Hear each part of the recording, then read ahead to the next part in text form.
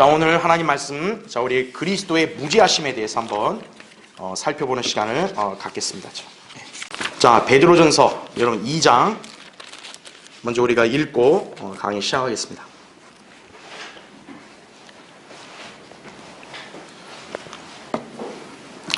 자, 2장 거기 21절부터 23절까지만 읽겠습니다. 이를 위하여 너희가 부르심을 받았으니 그리스도도 우리를 위하여 고난을 받으시고 우리에게 한 본을 남겨놓으시어 너희로 그의 발자취를 따르게 하셨느니라. 자, 22절이 중요해요. 그는 죄를 짓지도 아니하셨고 그의 입에는 간사함도 없으셨으며 모욕을 당하셨으나 다시 모욕으로 갚지 아니하셨고 고통을 당하셨으나 위협하지 아니하셨으며 오직 의롭게 심판하시는 분께 자신을 의탁하셨느니라 이렇게 말씀하고 있습니다. 제가 우리 지난주에 그 예수 그리스도께서 완벽한 또 사람이셨다고 말씀드렸죠. 그러니까 보통 사람과 같은 그런 죄성이 있냐, 그게 아니라는 거죠. 예수 그리스도는 죄가 없는 분이시고 또 이 땅의 공생의 기간 동안에 죄 없이 사셨다는 거죠. 그러니까 죄 없는 분이기 때문에 우리 죄인들을 중보할 수가 있는 것이에요. 그래서 오늘 우리가 할 주제는 그리스도의 무죄성이다, 그죠? 무죄성. 그러니까 이건 굉장히 중요합니다. 예수 그리스도가 무죄하지 않다면요, 우리를 구원할 수 없는 거예요. 그러니까 우리 구원의 체계도 흔들릴 수밖에 없는 거예요. 예수 그리스도는 죄 없는 분이시다. 자, 이것을 우리가 성경적 교리로 한번 살펴보겠습니다.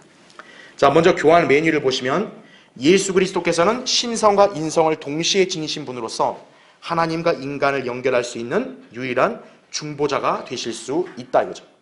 이는 예수님께서 육신의 아버지 없이 동정녀에게서 탄생하셨기에 아담으로부터 이어진 원죄가 없으신 사람이기 때문에 가능한 것이다 이거죠. 제가 지난주에도 한번 언급을 했지만 개역성경에는 예수님을 요셉의 아들 이런 식으로 기록했거든요. 그러니까 요셉과 마리아를 예수님의 부모라고 기록을 했어요.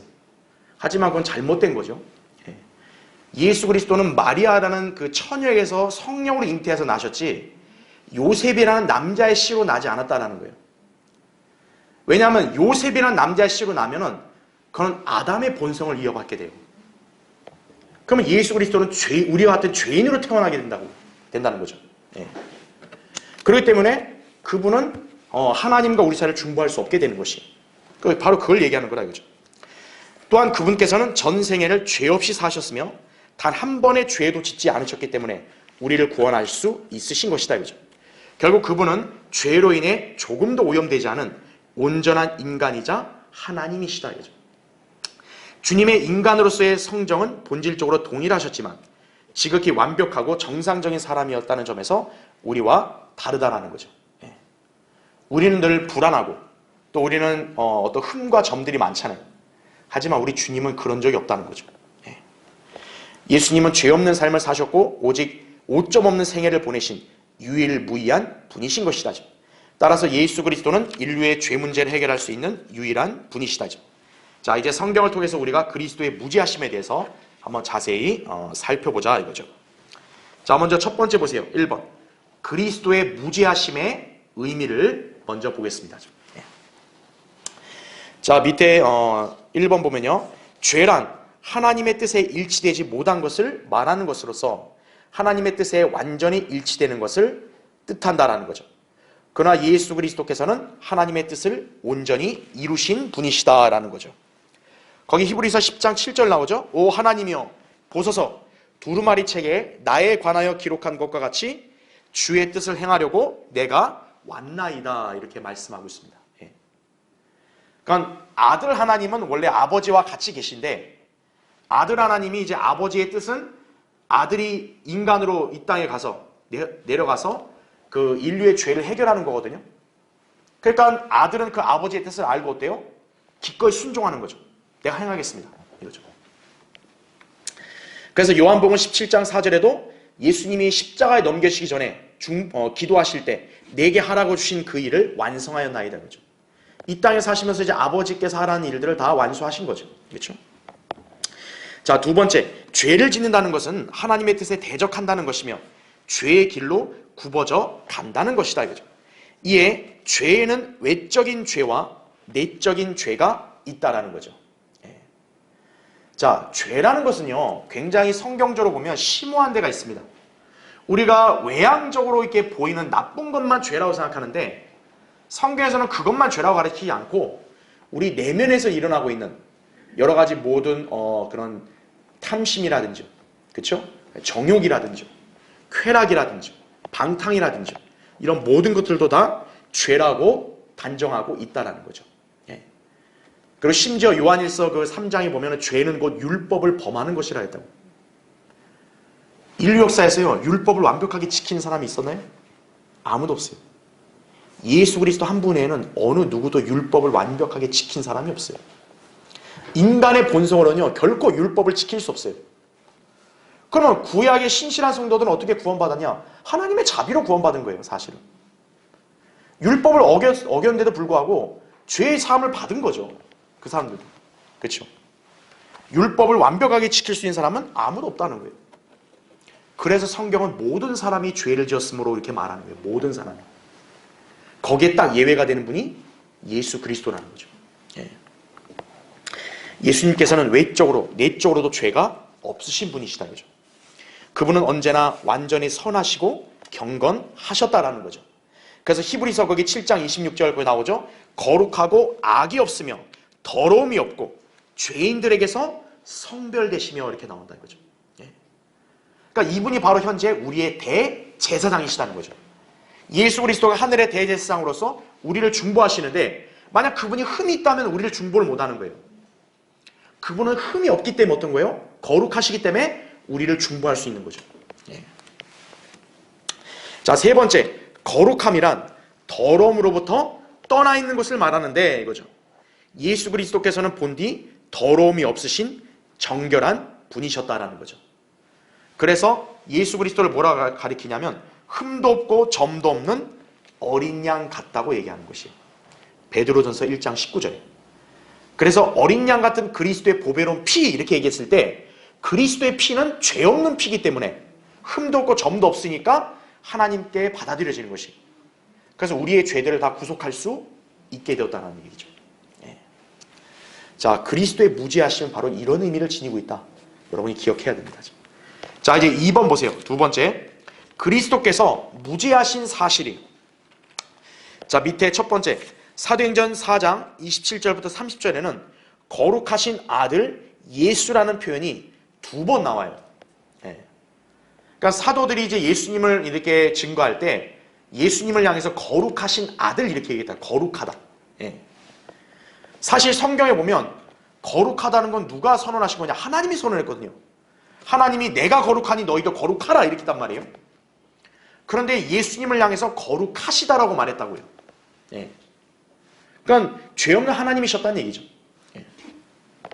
그분이 출생에서부터 거룩하고 순수하고 죄 없으시며 모든 더러움에서 때묻지 않았음을 의미한다라는 거죠. 그래서 더러운 영들도 주님을 향해서 하나님의 거룩한 분이라고 인정했던 것이다라는 거죠. 마귀들은 어떤 자가 예수님을 대항하면서 그랬거든요. 나는 당신이 누군지 안다. 하나님의 거룩한 분이시다 이거죠. 그러니까 마귀도 예수님이 거룩하다는 것을 아는 거예요. 근데 보잘것없는 인간이 예수 그리스도가 거룩하다는 걸 믿지 않아요. 그러니까 마귀보다 못한 인간들이 많다는 거예요. 이 세상에는. 마귀는 하나님이 계심을 믿고 떨기까지 한다고요. 근데 하나님을 믿지 않고 떨지도 않는 인간들이 무수한 거예요. 그러니까 마귀보다 못한 사람들이 너무 많은 거예요. 마귀도 예수 그리스도가 무죄하다는 걸 알았다고요. 그렇죠? 자, 두 번째, 그리스도의 무죄성에 대한 가장 강력한 증거는 바로 어떤 증거요? 하나님의 영감받은 말씀의 증거죠. 이 영감받은 이 성경 말씀이 예수 그리스도가 무죄하다는 것을 입증한다는 거죠. 그 다음 페이지 보시면 아까 제가 읽었죠? 베드로전서 2장 22절에 그는 죄를 짓지도 아니하셨고 그 입에는 간사함도 없으셨으며 라고 기록되어 있죠. 여러분, 베드로가 어떤 사람입니까? 예수님을 가장 가까이서 3년 반 동안 지켜보고 따른 사람이에요. 그렇죠? 성경에 기록되지 다 3년 반이 다 기록된 건 아니잖아요. 그러니까 성경에 기록되지 않은 예수님의 그런 사소한 것까지도 베드로는 다 지켜봤을 거라고요. 그렇죠. 만약에 예수님이 사소한 죄를 많이 졌다면요, 베드로가 감히 이렇게 기록할 수 있겠어요?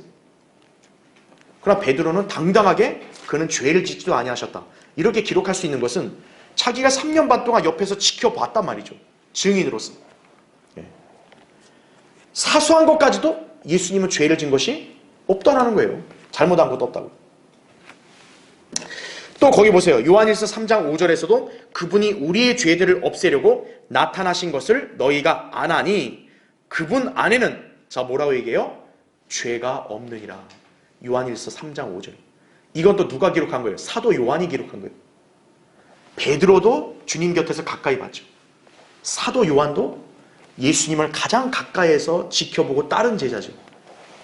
그들만큼 예수님에 대해서 더 잘 아는 사람이 누가 있겠어요?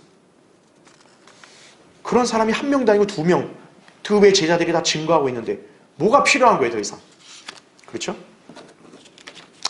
자, 세 번째, 예수님은 죄와 아무런 상관이 없으신 분으로 그분과 죄는 철두철미하게 생소한 관계다라는 거죠. 그래서 고린도서 5장 21절에는 하나님께서는 죄를 알지도 못하는 그를 우리를 위하여 죄로 삼으신 것은, 이렇게 나온다 이거죠. 그 제가 항상 이런 구절을 우리가 이렇게 접하면서 여러분에 설명드리는 게 뭐냐면, 예수 그리스도가 단순히 우리 죄를 짊어진 차원이 아니에요. 예수 그리스도는 그냥 하나님의 의 자체인데 하나님께서는 오히려 거꾸로 예수 그리스도를 아예 죄로 삼아버린 거예요. 그래서 예수님께서 십자가에 못 박히실 때만큼은 뭐와 같이 됐냐? 마귀와 같이 되신 거예요, 예수 그리스도는.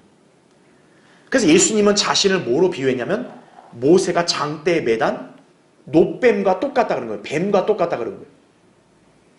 왜 예수님은 다른 비유 중에 그 비유를 들었겠어요? 놋뱀이 장대에 매달린 모습은 앞으로 그분 자신이 십자가에 매달리는 것과 똑같다라는 거죠. 그러니까 그때만큼 어떻다는 거예요? 예수님은 아예 하나님이 죄로 삼아서 마귀처럼 아예 됐다라는 거죠. 그 순간만큼. 그래야 우리의 죄들을 해결할 수 있는 거죠. 바로 그런 개념이다 이거죠. 예수 그리스도께서는 우리의 연약함을 동정하기 위해 시험을 받으셨지만 죄는 없으신 분이셨다는 거죠. 히브리서 4장 15절에 나오죠.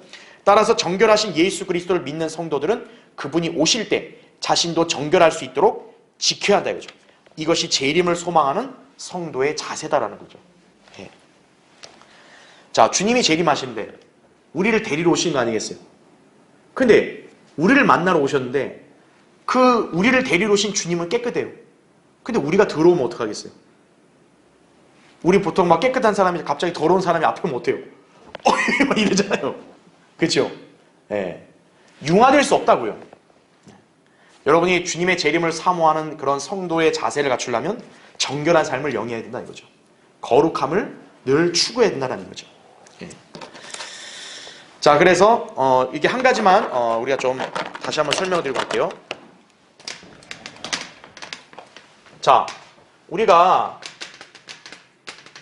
예수님이 무죄하다라고 했을 땐요, 보통 이제 그 일반 사람들이 오해하는 게 뭐냐면, 예수님은 죄가 없어야 되니까 시험이 있죠.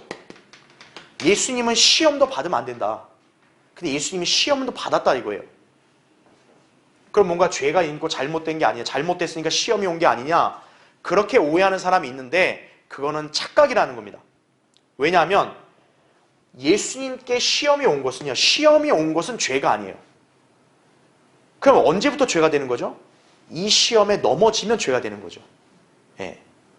그래서 예수님은 시험을 받았어요. 왜?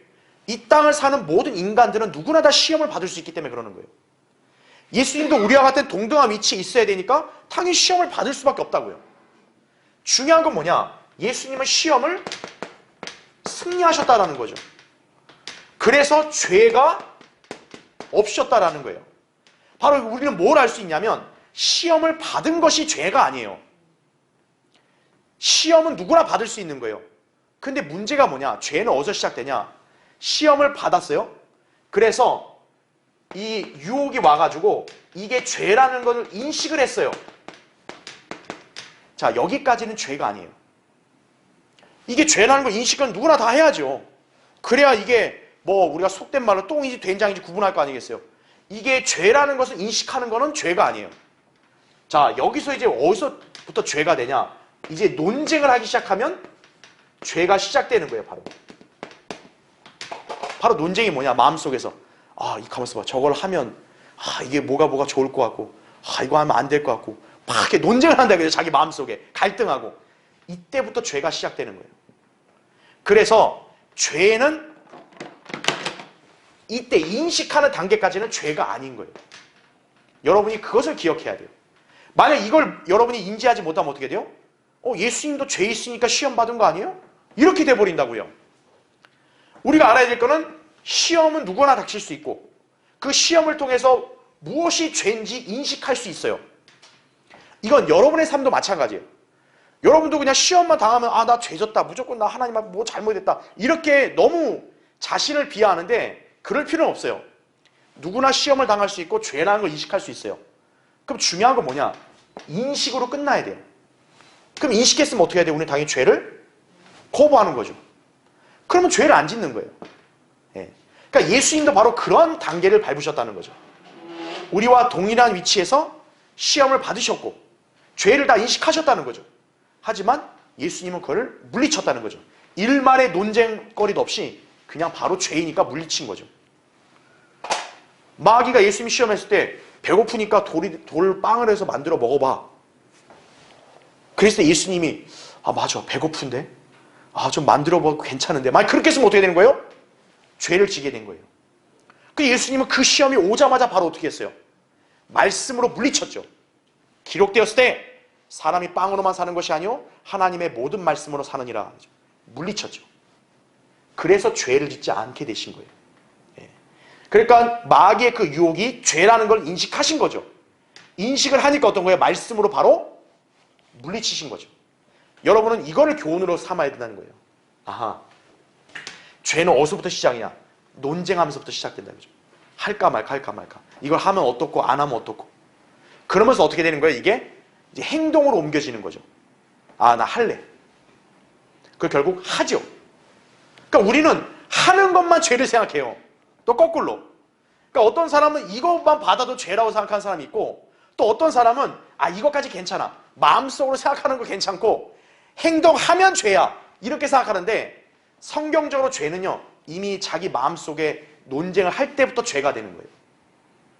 그래서 우리는 죄를 안 짓는 삶을 살려면 인식하는 순간 어떻게 해야 돼요? 바로 단호히 거부해야 된다는 거죠. 그러려면 그런 힘을 어디서 얻어야 돼요? 하나님 말씀에서 얻는 거예요. 다른 데서 못 얻는다고요. 그래서 여러분이 이 원칙을 잘 기억해야 한다 이거죠. 자, 이제 3번을 보세요. 그리스도의 무죄성에 대한 증거입니다. 자, 예수 그리스도가 무죄하다는 것을 여러 가지 증거들로 우리가 확증할 수 있어요. 자, 먼저 첫 번째 보세요.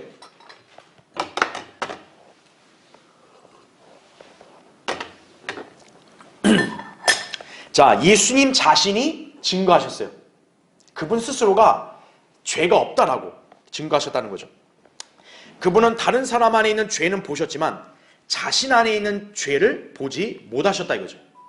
이에 주님께서는 너희 중에 누가 나를 죄에 대해서 실책하겠느냐 라고 반문하신 것이 요한복음 8장 46절에 아담이 타락한 이후 자신의 무죄성을 주장할 수 있는 사람은 예수님 한 분뿐이시다라는 거죠. 만약 예수님이 뭔가 양심에 거리끼는 게 있으셨다면요 바리새인들 앞에서 감히 이런 말 할 수 있겠어요? 너희 중에 누가 나를 죄에 대해 일책하겠냐? 예수님도 그런 죄를 짓지 않았냐고. 그럼 할 말이 없어지잖아요. 예수님은 단호히 얘기했다고요. 너희 중에 누가 나를 죄가 있다고 감히 단정할 수 있겠냐 이거예요. 바리새인들은 어떤 상황이었어요? 예수님을 어떻게든 고소하고 죽이고 싶었잖아요. 만 예수님에게 조그마한 건덕지라도 있었다면 가만히 있었겠어요, 이 사람들이요? 근데 바리새인들이 아무것도 못했죠. 왜요? 진짜로 죄가 없으셨으니까. 두 번째, 예수님을 신문하였던 폰티오 빌라도 역시 나는 이 사람에게서 아무런 잘못도 찾지 못하였노라 이렇게 고백을 했습니다.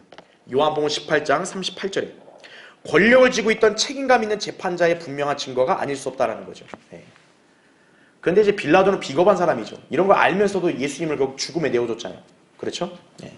자, 어쨌든 신문하는 빌라도의 입장에서도 볼 때 예수님은 죄가 없는 거예요. 자, 세 번째 보세요. 이번에는 또 누가 증거하냐면 빌라도의 아내가 또 증거합니다. 여러분 마태복음 한번 찾아보세요. 마태복음 27장 19절 한번 보세요.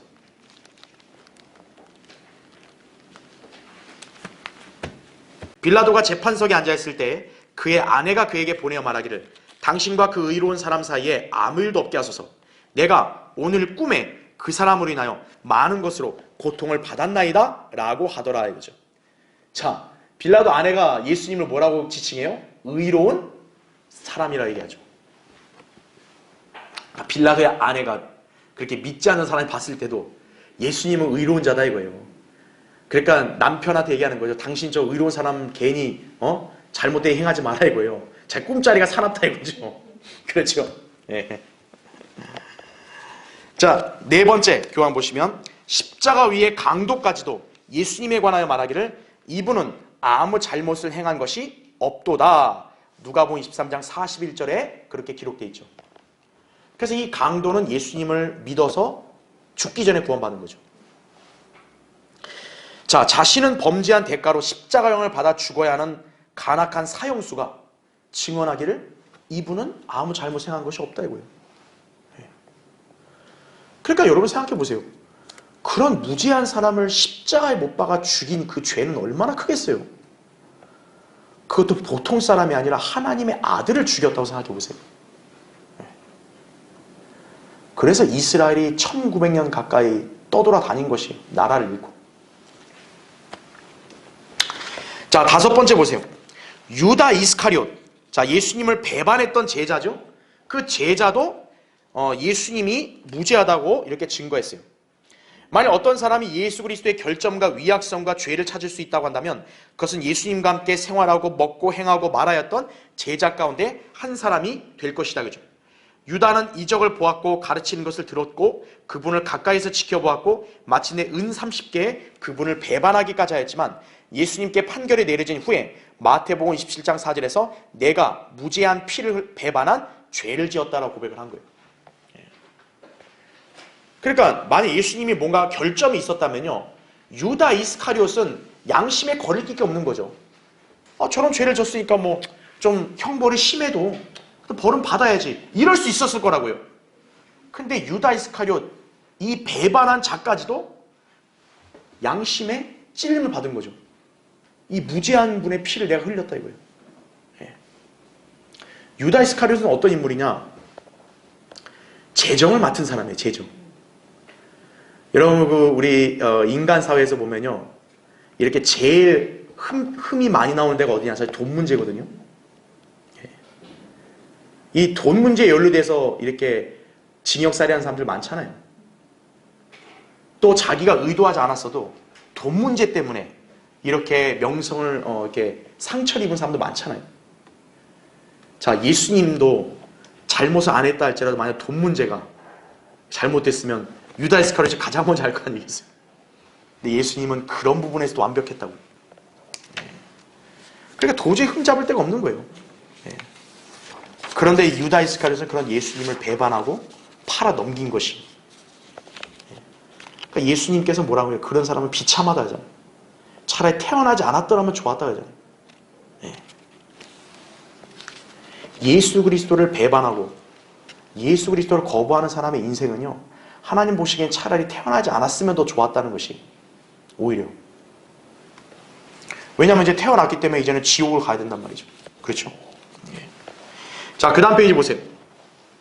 여섯 번째, 로마의 백부장. 자, 로마의 백부장은 예수님 십자가 죽음 그 사건 현장에 있었죠. 예수님이 죽고 나서 이렇게 고백했죠. 참으로 이 사람은 의인이었도다. 누가복음 23장 47절에. 완고한 로마 병정인 그의 고백. 얼마나 놀라운 것인가 이거예요. 아니, 로마 백부장까지 그렇게 얘기할 정도면 뭐 더 이상 끝난 거 아니겠어요? 자, 예수 그리스도는 무죄하시다라는 거예요.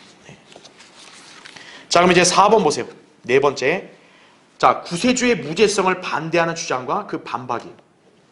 자, 이런 명확한 증거가 있는데도 불구하고요, 예수 그리스도가 죄 없다고 하는 것을 반박하는 자들이 있어요. 그러니까 참 얼마나 이 완악한 자들인지 보셔야 돼요. 근데 이런 사람들이 아주 그럴듯한 말을 하거든요. 자, 첫 번째 보세요. 어떤 사람은 무죄성이란 불가능하다고 주장한다 이죠. 그러나 무죄성이 이성에 상반된다는 사실은 기록된 성경의 실제적인 관점에서 볼 때 거의 효력이 없다. 그러므로 그는 죄가 없으시다라는 거죠. 쉽게 말하면 뭐냐면 이성으로 이해가 안 된다는 거죠. 머리로 이해가 안 된다 이거죠. 어떻게 사람이 무죄하냐 이거예요. 근데 우리는 잘 알죠. 여러분, 성경의 기록을 우리 이성으로 이해하는 거예요? 그대로 믿는 거죠. 어떤 사람이 어떤 사실을 증언하면 저 사람은 왜 저런 증언을 할까? 막 분석을 하는 경우 있어요? 목격하고 증언한 건 그냥 그대로 받아들이는 거죠, 그냥. 그렇죠. 성경에 기록된 기록의 관점 본다면 우리 이성하고 중요하지 않다고요. 여러 기록에서 그렇게 증거하고 있잖아요. 그렇죠. 두 번째, 혹자는 예수님께서 시험을 받으셨기 때문에 죄에 감염됐을 것이라고 생각한다 이거죠. 제가 아까 여러분 설명드렸던 바로 그거예요. 예수님도 시험을 받았으니까 죄는 안 질 수 없다 이거죠. 그러니까 쉽게 말하면 뭐냐면 그런 거죠. 아무리 깨끗한 옷을 입어도 진흙탕을 걸어가면 꾸정물이 좀 묻지 않겠냐 이거예요. 예수님도 뭔가 죄에 감염되지 않았을까? 이렇게 그들이 추측하는 거죠. 자, 그러나 계속 보세요. 시험을 받는 그 자체는 죄가 아니다 이거죠. 시험을 이기지 못하는 것이 죄다라는 거죠. 예수님께서는 사탄과 세상과 환경으로 시험을 받으셨지만 죄에게 양보하시지는 않으셨던 것이다 라는 거죠. 아까 제가 설명한 걸 여러분 참고하시면 되는 거예요. 그렇죠? 자, 세 번째, 혹자는 마태복음 4장 1절부터 11절에 있는 시험에 관하여 논란을 일삼는다 이거죠. 만약 예수님이 완전 무결하셨다면 그 시험은 비현실적이라고 주장한다 이거죠. 그들은 어떻게 완전한 사람이 시험을 받을 수 있는가? 라고 말하지만 아담과 이브는 원죄도 없이 창조되어 완전하였다는 거죠. 하지만 그들은 시험을 받고 패배했다 이거죠. 이것은 그 시험이 완전한 사람에게는 현실적이라는 것을 실증한다라는 거죠.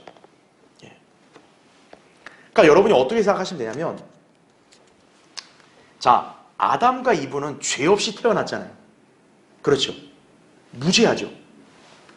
그런데 아담과 이브가 죄 없이 태어났다 해서 이 사람들은 죄 없는 의인이다 이렇게 선언되기는 곤란해요. 왜냐?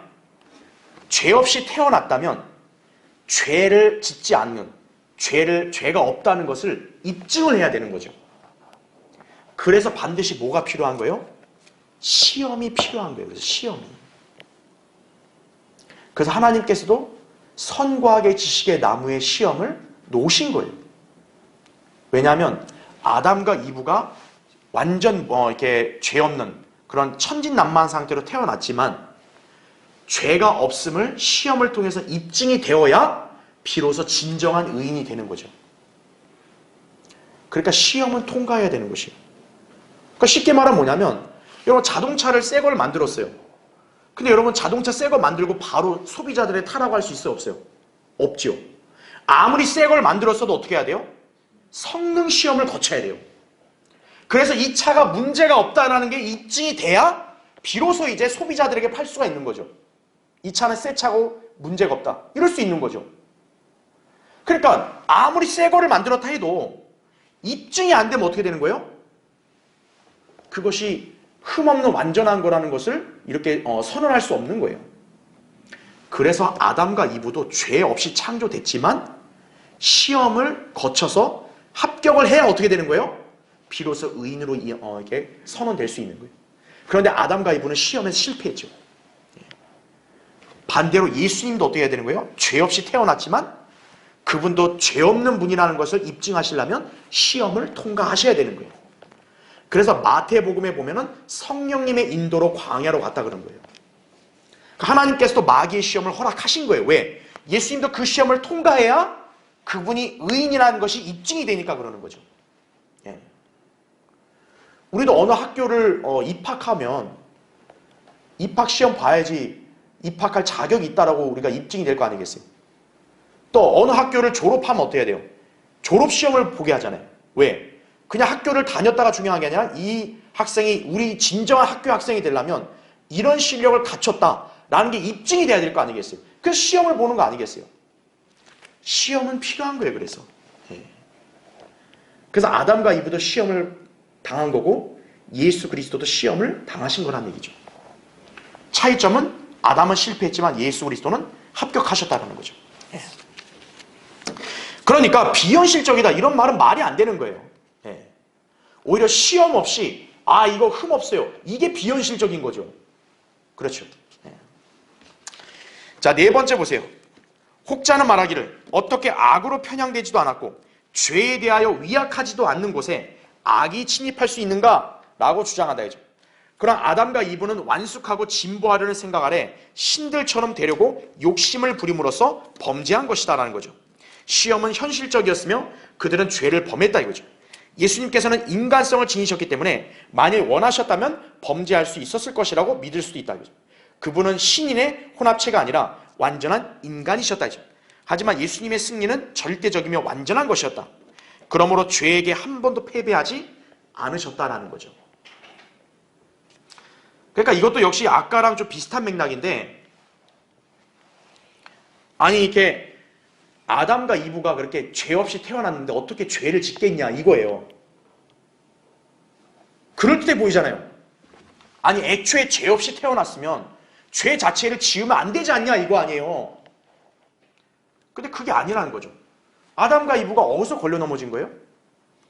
선과의 시의 나무를 보니까 마귀가 그랬거든요. 너희가 이걸 먹으면 너희가 신들과 같이 된다. 이거 신들과 같이. 거기에 혹해버린 거죠. 이브가. 내가 신과 같이 된다? 하나님과 같이 된다? 그럼 먹어버린 거예요. 그래서. 자, 예수님도 어때요? 인간성이 있었기 때문에 배고픈 건 배고픈 거예요. 여러분 사람이 40일 동안 아무것도 안 먹어봐요. 어떻게 되겠어요? 우리 하루 동안 안 먹어도 막 그냥 배고파서 환장하는데 그렇죠? 40일 동안 아무것도 안 드셨다고요. 물도 안 잡수시고. 그러면요 인간의 본성은요 그냥 눈에 보이는 게 다 먹는 것처럼 보여요. 근데 예수님이 돌을 빵으로 만들 수 있는 분이에요. 그럼 보통 인간 같으면 그 안 변해서 안 먹게 하겠어요? 어떻게든 배고프니까 변하게 해서 먹었겠죠. 예수님이 받은 시험도 현실적이었다라는 거예요. 비현실적인 게 아니라는 거죠. 현재 우리가 살면서 겪는 시험과 달라. 그게 아니라는 거죠. 지극히 현실적인 욕구였다고요. 예수님도 얼마든지 그런 죄를 지을 수 있는 환경이었다고요. 그런데 죄를 안 졌다라는 얘기죠. 그렇죠? 자, 마지막 5번 보세요. 그리스도의 무죄성을 부인함으로써 발생되는 결과 이거죠. 여러분 예수님이 죄 없다는 걸 부인하면 어떤 결과가 나오냐?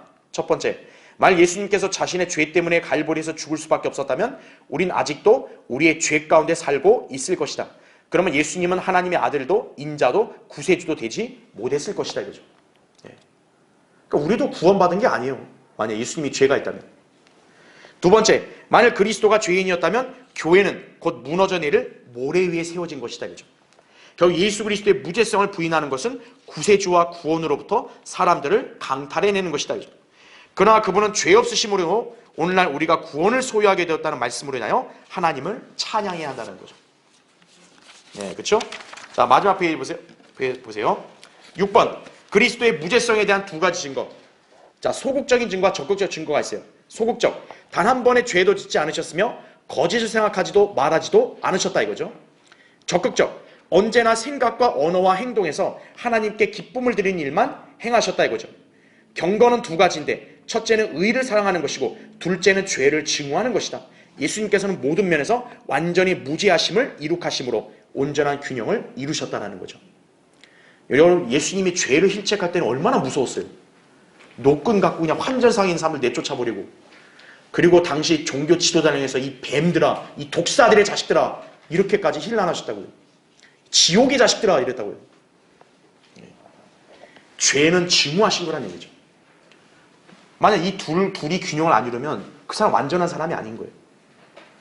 근데 인류 역사에서 어느 누구도 이 균형을 이룬 사람은 없어요. 예수 그리스도가 유일한 분이시다는 거예요.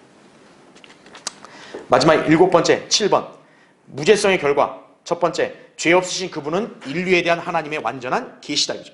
두 번째, 죄 없는 인간만이 완전한 중보자가 되는 것을 가능하게 한다 이죠. 이 사실은 그분이 인간으로 내려오셨고 죄의 유혹을 받으셨지만 죄에 저항하고 이기셨음을 나타낸다 이거죠. 세 번째, 그분이 죄 없는 인간이셨으므로 우리를 위해 갈보리에서 드린 그분의 희생이 하나님 앞에 연락될 만한 것이었다라는 거죠. 네 번째, 그분은 우리의 완전한 본이 되어 우리로 하여금 그분을 따르게 하셨다는 거죠. 다섯 번째, 죄 없으신 구세주로 인해서 하늘에 있는 집으로 가는 길이 우리에게 열려진 것이다. 그죠? 죄 있는 상태에서는 누구도 하늘나라 못 가요.